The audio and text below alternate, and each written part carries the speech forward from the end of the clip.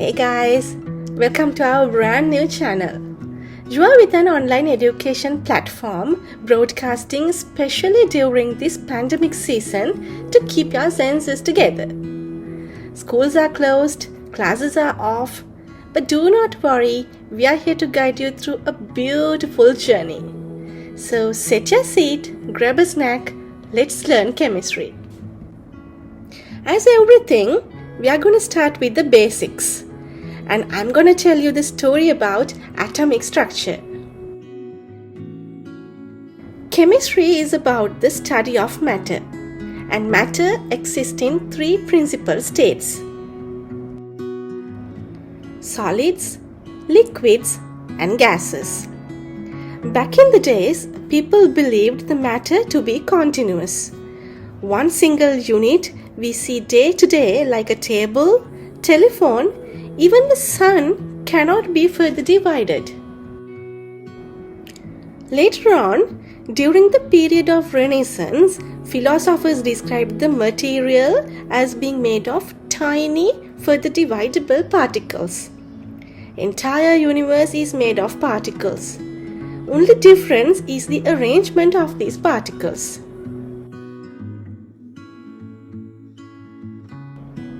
It was in 1808, for the first time, John Dalton published his definition about the discontinuous nature of matter through his golf ball model.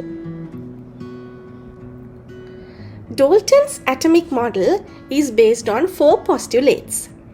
He declared that elements are made out of extremely small, indivisible particles, and he named these fundamental units of matter as atoms. He said all atoms of a given element are identical in mass and size, but the atoms of one element are different from the atoms of all other elements. Like all nitrogen atoms are alike, and they are different from hydrogen atoms. According to Dalton, atoms of one element cannot be changed into atoms of a different element by chemical reactions. Like atoms are neither created nor destroyed in a chemical reaction. Finally, his suggestion was compounds are formed by union of two or more atoms of different elements in a simple numerical ratio. Eventually, with the time, all these points were failed to withstand experimental results. Like atoms could be further divided into subatomic particles like electrons, protons, and neutrons, which we'll be talking about shortly. Atoms of a given element is not identical due to the presence of isotopes. Carbon-12 is different from carbon-14. Carbon-12 is what we have made of, and carbon-14 is radioactive and is used to identify the age of fossils.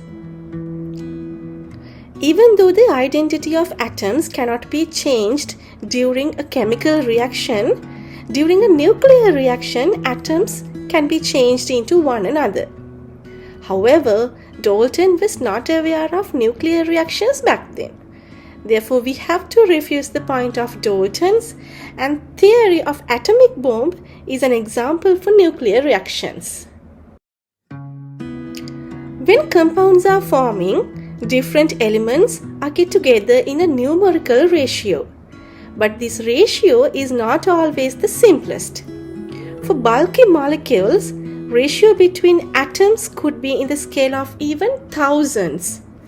You have given with the cholesterol molecule where 27 carbons are with 46 hydrogens in the presence of only a single oxygen.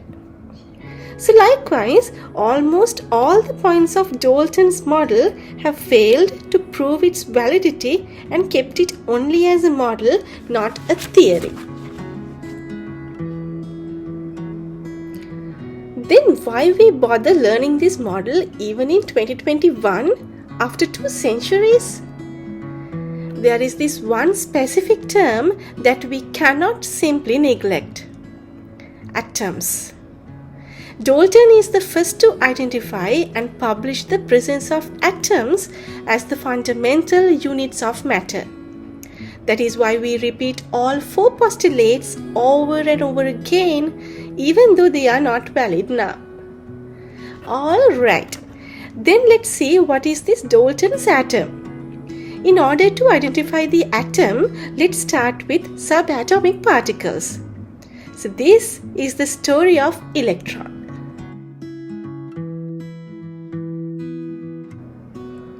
In 1981, Irish scientist Stoney named the fundamental unit carrying electricity as electrons. However, he did not have any experimental evidence to prove its existence. Sir William Crookes invented the cathode ray tube. In this experiment, 2 electrodes are connected to a high voltage source. Once the cathode or the negatively charged plate heats, it produces radiation. These rays were detected as they glow at low pressure. The green color glow is from the cathode rays. These rays were said to be negatively charged by observing their deviation to the positive side in the presence of an electrical field. In a magnetic field, cathode rays deviated perpendicular to the field. This further proved cathode rays are negatively charged. When an opaque object, as the metal cross here, is placed in the path of cathode rays, a shadow formed. To give the shadow with sharp edges, cathode rays should be traveling in straight lines. On placing a light paddle wheel in the path of cathode rays, blades of the wheel rotated.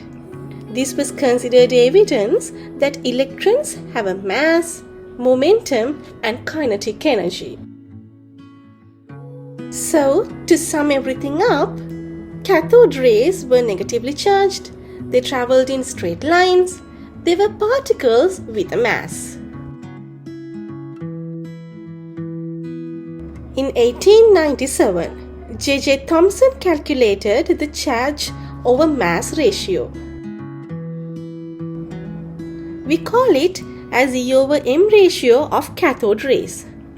For different cathodes and for different gases in the tube, E over M ratio of cathode rays was the same. Thomson identified these cathode rays are a unique subatomic particle belongs to all atoms and concluded that it could be the electron Stoney suggested. In 1909, Robert Millikan measured the charge of an electron by his oil drop experiment. Here, oil droplets are sent through a positively charged plate. When they move across, oil droplets become positively charged. Then, they are accelerated towards the negative plate and the velocity is measured using a microscope. Finally, the charge is calculated. Alrighty, here is a chance for you to become a genius. What could be the mass of electron? Simple. We know the E over M ratio. We know the charge of the electron. So do the math. Now we know what electron has gone through. Let's move on to the story of proton. In the Crookes tube, when the electrons are released, they collided with gaseous molecules and knocked off electrons, making positively charged ions. These ions are accelerated towards the cathode, the negative end. German physicist Goldstein identified these positive rays and called as canal rays or anode rays.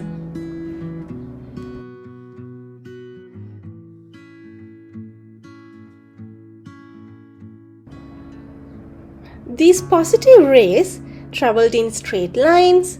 They contained a mass as cathode rays, but they were positively charged and their E/m ratio was not a constant. In fact, it depended on the gas inside the tube. When comparing the E/m of positive rays, hydrogen gas as the gas in the discharge tube gave the highest value due to its smallest mass. In fact, mass for all the other gases were a multiplication of the mass for hydrogen gas. Considering everything, Rutherford called the slightest canal ray as proton. Subsequent studies revealed that masses of atoms were much greater than the masses of protons and electrons present. Therefore, another subatomic particle should be present to contribute towards the mass of the atom. Now we have this guy who came to the rescue, Sir James Chadwick. He discovered the neutron, which had a mass but zero charge. Compared to protons, exact mass of neutron was greater, but relative masses were the same as 1.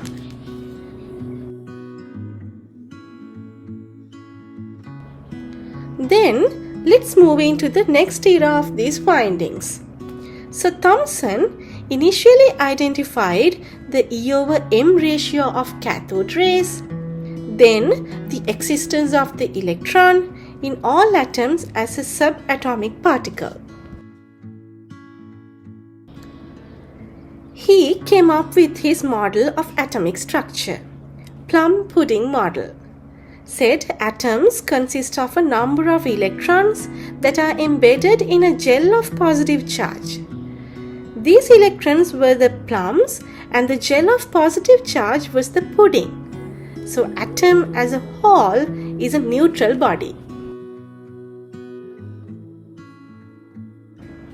Then Rutherford, the middle guy, with support from Wilhelm Geiger in the left and Ernst Marsden in the right, carried out a series of experiments.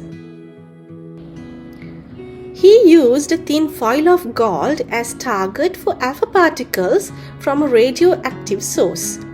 Here, majority of particles penetrated the foil without any deviation.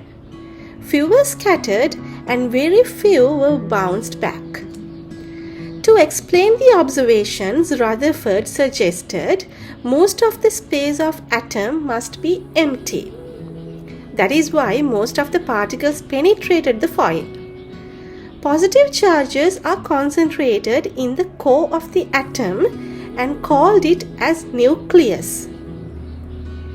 Whenever an alpha particle came closer to a nucleus, it scattered due to the repulsive forces.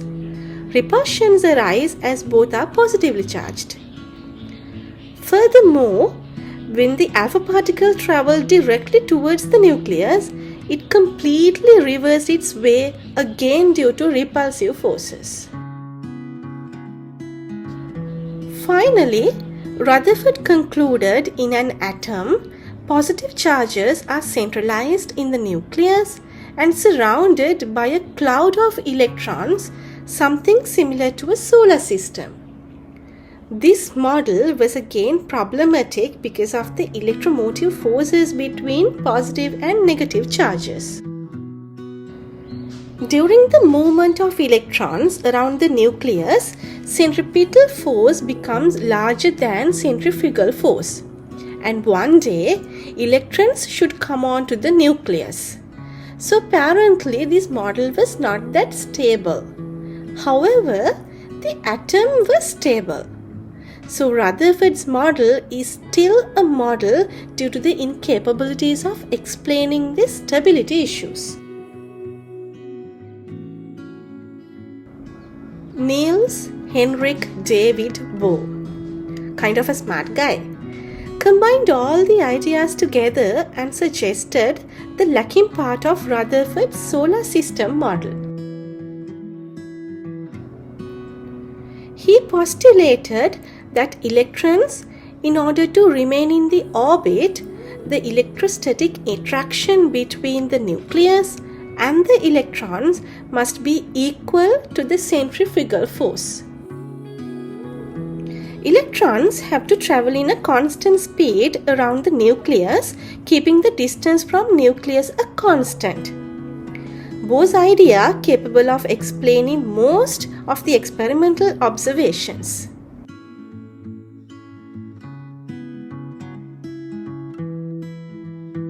Bohr model is actually an explanation for hydrogen emission spectrum. We'll be talking more about hydrogen spectrums in our later sessions, so stay with us. Alrighty, to wrap up the session, let's see how this worked for you. So can you tell which statement is not correct about the characteristics of cathode rays? Start from the cathode and move towards the anode. Correct? The glow was from the cathode to the anode. That is why we call them as cathode rays.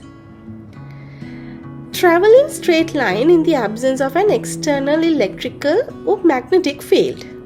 Correct? From the shadow experiment.